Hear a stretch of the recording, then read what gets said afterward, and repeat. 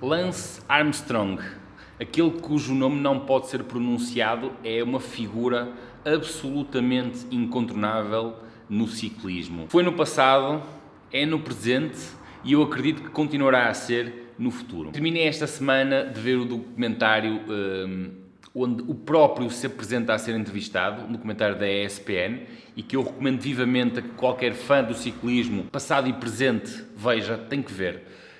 Quem não sabe o que aquilo representa, sabe pouco sobre ciclismo. Sabe pouco sobre o passado, sobre o presente e sobre o futuro do ciclismo. Eu acredito que existe um ciclismo diferente depois de Lance Armstrong. Mas é preciso também nós compreendermos qual era o ciclismo que havia até Lance Armstrong e do qual ele fez parte.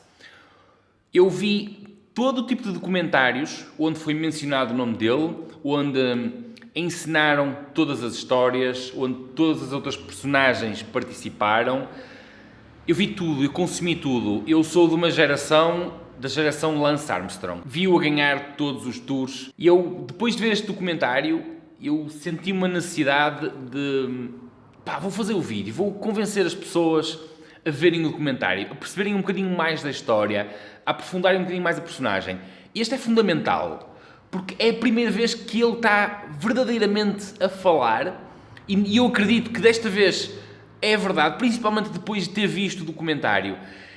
A única vez que ele falou até hoje foi no programa da Oprah, onde ele assumiu publicamente tudo o que fez durante a carreira desportiva. E este documentário feito agora marca, talvez, um ponto final no escândalo, um ponto final, responder às perguntas que muita gente gostava de fazer, dizer aquilo que muita gente precisava de ouvir. A partir daqui, qualquer pessoa tira as suas conclusões, qualquer pessoa fique com a informação e faça o que quiser dela. Mas eu acho que a partir daqui não há nada. Foi posto aqui um ponto final nesta história e algo começará a partir daqui.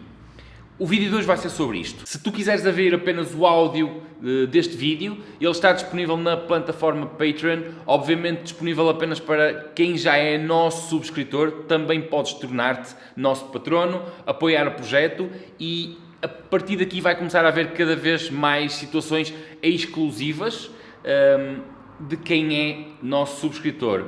Portanto, tens esta versão também em podcast que podes ir lá buscar. Se não, podes continuar a ver aqui no YouTube.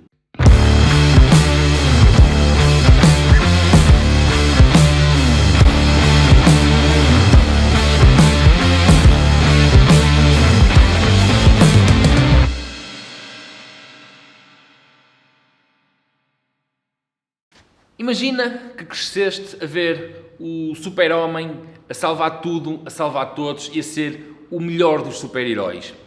Só que um dia descobres que, afinal de contas, o super-homem consumia qualquer coisa para ter aqueles superpoderes. Como é que tu ficas a partir daí? É um bocadinho assim que é visto Lance Armstrong. Ele aparece novamente, ele é campeão do mundo e aparece novamente após vencer um cancro. Aliás, cancro esse que eu fiquei elucidado neste documentário que foi muito pior do que aquilo que foi romantizado até agora. Foi muito mais invasivo para a pessoa, foi mau. Mas dali nasce qualquer coisa, ou talvez não nasça nada, porque neste documentário deixa-nos perceber que Lance Armstrong, já aos 15 anos, enquanto triatleta, ele mostra que tem uma personalidade extremamente vincada e mostra também que não tem problemas em pisar quem quer que seja para vencer. Isto não nasce enquanto ciclista, isto é uma parte da personalidade dele que começa a ser desvendada já enquanto triatleta.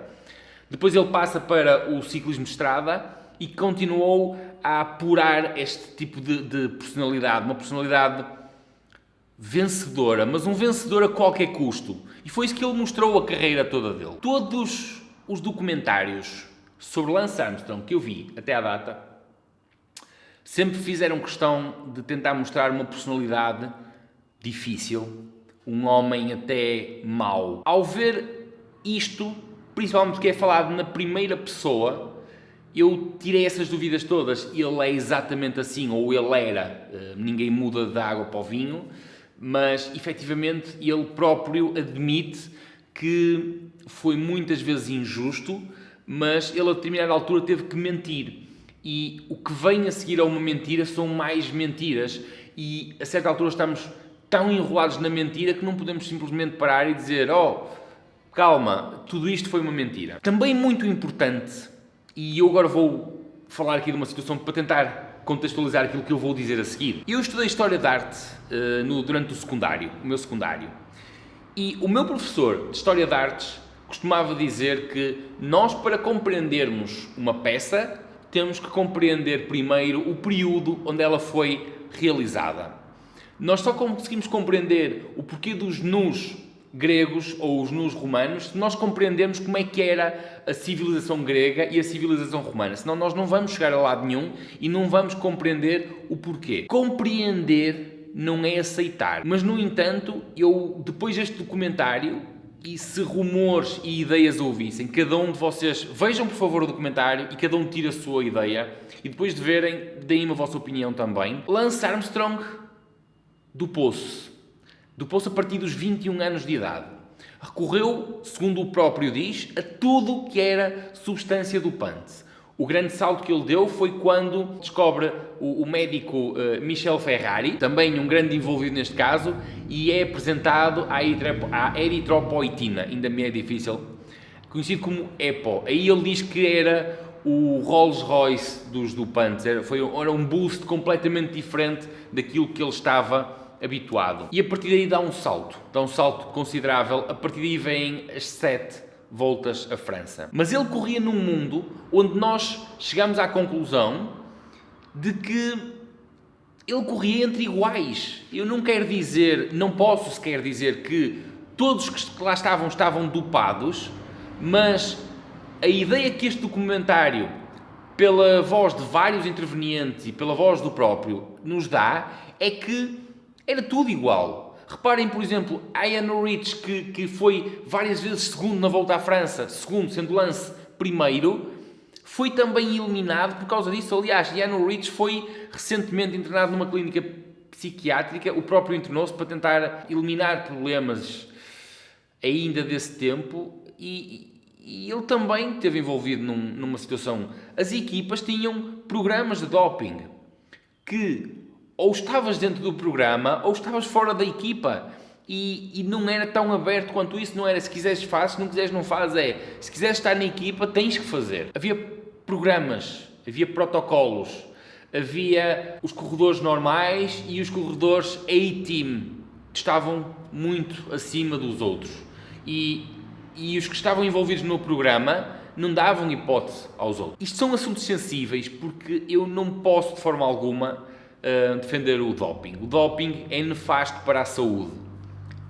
Ponto.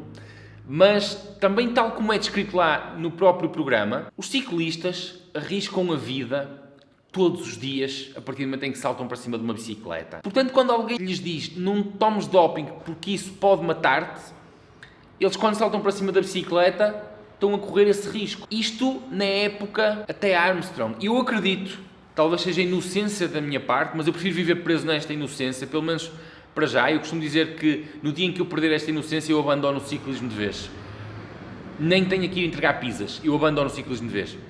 Mas eu acredito que hoje, a era pós-Armstrong, nós vivemos uma era mais limpa do que nunca. Foi uma das coisas boas que nos deu o escândalo Armstrong. Que eu acredito, esta limpeza, continua a haver casos pontuais de doping, mas eu acredito que são apenas isso, são casos pontuais. Eu tenho defendido vezes e vezes sem conta que o ciclismo não é um desporto rico como o futebol, embora envolva milhões, e ninguém quer perder o emprego. Aqueles escândalos sucessivos que houve de doping vieram tirar o emprego a muita gente, vieram abalar muito, mas muito mesmo o ciclismo.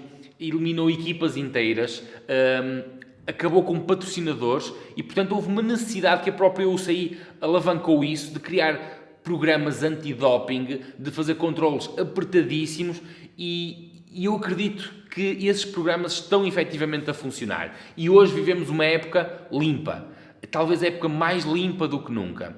Sem esquecer, e isto por favor não me esqueçam nunca, que o ciclismo está longe de ser a disciplina, o desporto onde existem mais casos de doping.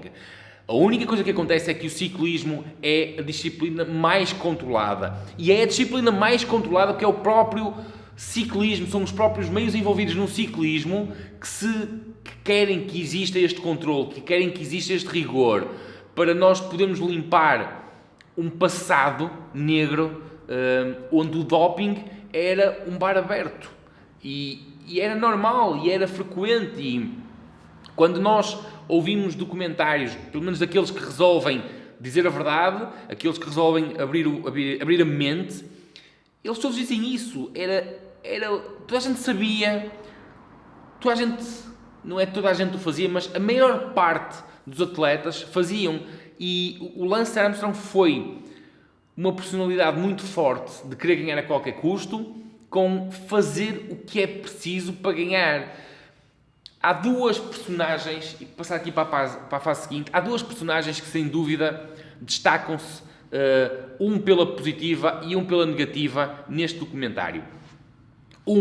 Não podia de forma alguma deixar de ser Floyd Landis, que é o pai deste escândalo todo.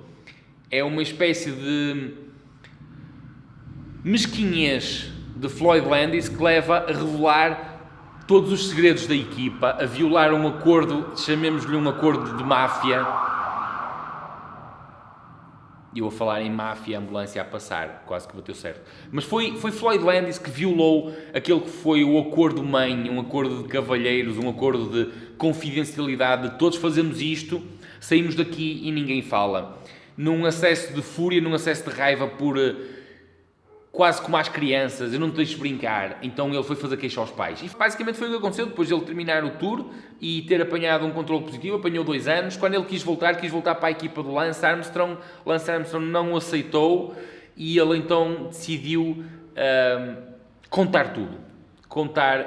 Lance já era perseguido há algum tempo, com suspeitas, sempre a negar, sempre a processar toda a gente, mas é através de Floyd Landis que começa um novo processo, um processo completamente diferente, onde depois acaba por todos os ex-companheiros, ou a maior parte dos ex-companheiros, participarem naquele que foi o processo que levou à condenação e à queda do anjo Lance Armstrong. A segunda grande figura deste documentário eu já falei nele, é Ian Ulrich. E enquanto que Lance Armstrong refere-se ao primeiro Floyd Landis como um pedaço de merda, e basicamente é isto que ele diz, quando o entrevistador lhe pergunta se podia ser pior, ele diz que sim, podia ser pior, podia ser Floyd Landis e acordar todos os dias a sentir-se um pedaço de merda. Ele depois refere-se a Ian Ulrich como o único adversário, como o adversário que o fazia levantar-se de manhã e trabalhar para ser cada vez melhor. Era Ulrich que lhe dava esse input, que dizia que o fazia sentir-se com vontade de ser cada vez melhor naquilo que ele fazia, de ir treinar, de melhorar tudo e mais alguma coisa. Tanto que, durante este documentário, ele chega a emocionar-se por falar na visita que fez a Ulrich quando este se internou há um par de anos atrás, numa clínica psiquiátrica, para tratar ainda problemas relacionados com esta questão. Há uma coisa que sobressai desta entrevista de Lance Armstrong. Talvez a idade, a maturidade, ou talvez o carregar isto às costas durante tanto tempo, ele começa a dar sinais de arrependimento. Talvez não seja a própria palavra certa, porque ele não chega a dizê-lo em momento algum, mas diz que mudava algumas coisas, que gostava de ser um homem melhor, mas continua a chegar à cama e a deitar-se e a dormir com uma consciência tranquila. Meus caros, vejam, eu acho que Lance Armstrong, na época dele, foi o melhor. Se mereceu ter perdido os títulos, mereceu. Foi apanhado, mereceu por ter perdido os títulos. Recordem-se de uma coisa importante. Perdeu 7 títulos da Volta à França, como todos os outros títulos, mas até hoje ninguém reclamou nenhum desses 7 títulos dos quais ele foi despojado. E isto deixa a pensar. Isto dá muito o que pensar. Obrigado por ter estado aí, YouTube ou em podcast. Continua a seguir-nos, apoia o Projeto Pedal no Patreon e eu volto no próximo vídeo. Não percas talvez o melhor documentário sobre Lance Armstrong que eu vi até hoje. Acho que fechou um capítulo e abriu um novo e eu não tenho mais nada a dizer. Fui.